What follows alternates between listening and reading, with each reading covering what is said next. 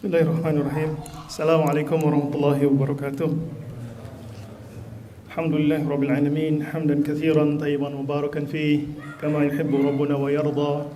Asyhadu an la ilaha illallah wa asyhadu anna Muhammadan abduhu wa rasuluh. Allahumma shalli wa sallim wa barik ala Muhammadin wa ala alihi wa ashabihi ajmain. Bapak dan Ibu ya, serta anak-anak, adik-adik yang mengharap pahala dan ridha Allah Subhanahu wa taala. Sebelum saya naik, saya sudah dikasih tahu Pak ini kultum, jadi jangan lama-lama ya.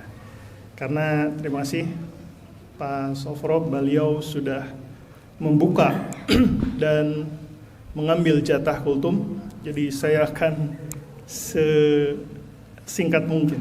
Jadi tidak mungkin sejelas-jelasnya seperti yang disampaikan oleh beliau barusan. Masyarul muslimin, Bapak Ibu, adik-adikku yang dirahmati Allah Subhanahu wa taala.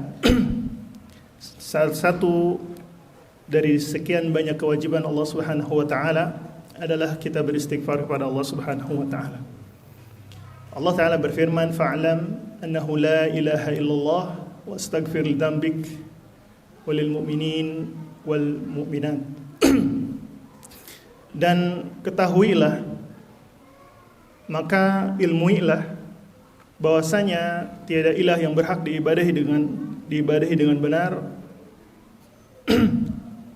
Tiada ilah yang berhak diibadahi dengan benar kecuali Allah Subhanahu wa taala. Wastaghfir di sini menggunakan kalimat fi'il amr, kata perintah wastaghfir.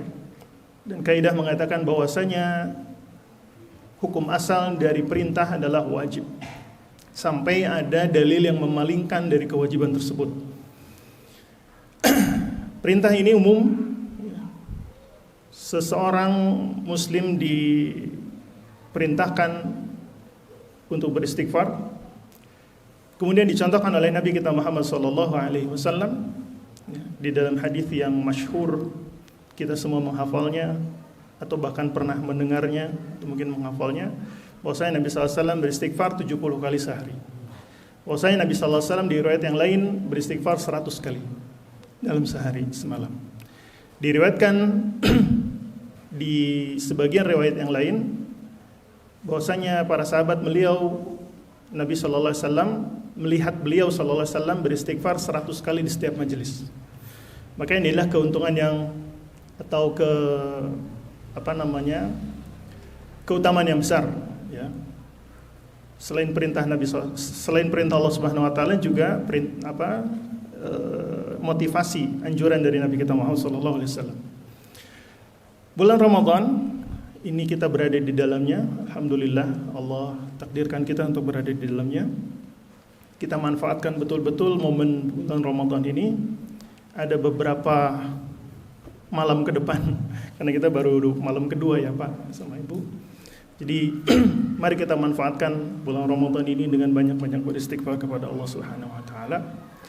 Dalilnya banyak sekali, hanya satu saja yang kita angkat di malam ini, tapi begitu banyak dalil. Silakan Bapak dan Ibu buka referensi tentang kewajiban istighfar ini, khususnya di bulan Ramadan. Motivasinya jelas banyak sekali ya. Man shoma Ramadan imanan wa ihtisaban ghufira lahu ma taqaddama min dzambi. Barang siapa yang saum di bulan Ramadan karena iman dan mengharap pahala, ghufira lahu, Allah akan ampunkan dosa-dosa yang telah lalu. Hadis yang kedua, man qama Ramadan imanan wa ihtisaban ghufira lahu ma taqaddama min dzambi. Barang siapa yang salat di bulan Ramadan, sebagian ulama mengatakan tarawih ya. Karena kalau yang wajib sudah jelas ya. Kemudian hadis yang ketiga, man qama lailatal qadri imanan wa ihtisaban ghufira lahu ma taqaddama min dzambi. Ini adalah keutamaan yang luar biasa di bulan Ramadan ini yang kita berada di dalamnya. Sekali lagi mari kita manfaatkan ya bulan Ramadan ini dengan banyak-banyak beristighfar kepada Allah Subhanahu wa taala. Apa lafadznya? Banyak sekali. Astaghfirullah wa atubu ilaih. Astaghfirullah alladzi la ilaha illa huwal hayyul qayyum wa atubu ilaih. Yang Bapak dan Ibu hafal, baca saja. Ya, lafadznya demikian. Kapan? Kapan saja. Kecuali di tempat-tempat yang memang dilarang. Kapan saja. Di motor, di mobil, ya, sedang santai mungkin, belum ada kegiatan, silakan beristighfar. Ya. Namun memang ada beberapa momen-momen yang lebih spesial ya, yang ditunjukkan oleh dalil, seperti pagi, sore, ketika kita terbiasa dengan zikir pagi, misalkan zikir sore, kemudian di situ ada membaca misalkan Sayyidul Istighfar, misalkan. Ini kalau Bapak dan Ibu hafal, ahsan, bagus. Silakan diamalkan. Atau yang paling dahsyat adalah di waktu sahur, wal mustaghfirina bil ashar. Allah Subhanahu wa taala mengatakan dan mereka yang beristighfar di waktu sahur. Nah, subhanallah. Sunnah yang begitu agung di bulan Ramadan adalah sahur, ya. Dan ya, alhamdulillah, insyaallah dominasi kaum muslimin di bulan Ramadan sahur itu pada bangun. Alhamdulillah. Beda dengan bulan-bulan biasa. Pada bangun jam 3, ya, setengah 4 dan seterusnya. Maka kita pergunakan waktu-waktu sahur selain makan sahur, karena ada keberkahan di dalamnya, juga digunakan untuk banyak-banyak beristighfar kepada Allah Subhanahu wa taala. Barangkali itu saja yang disampaikan Bapak dan Ibu. Kurang lebihnya mohon maaf ya, karena memang ini seperti tahu bulat dadakan.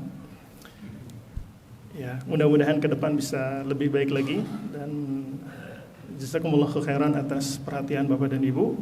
Selanjutnya insyaallah kita salat tarawih diimamin oleh Ustaz kita, Ustaz Rudi hafizahullah taala. Mari kita ikuti dengan baik. Itu saja. Subhanakallahumma bihamdik, asyhadu an la ilaha illa anta, astaghfiruka wa atubu ilaik. Walhamdulillah. Barakallahu fikum. Assalamualaikum warahmatullahi wabarakatuh.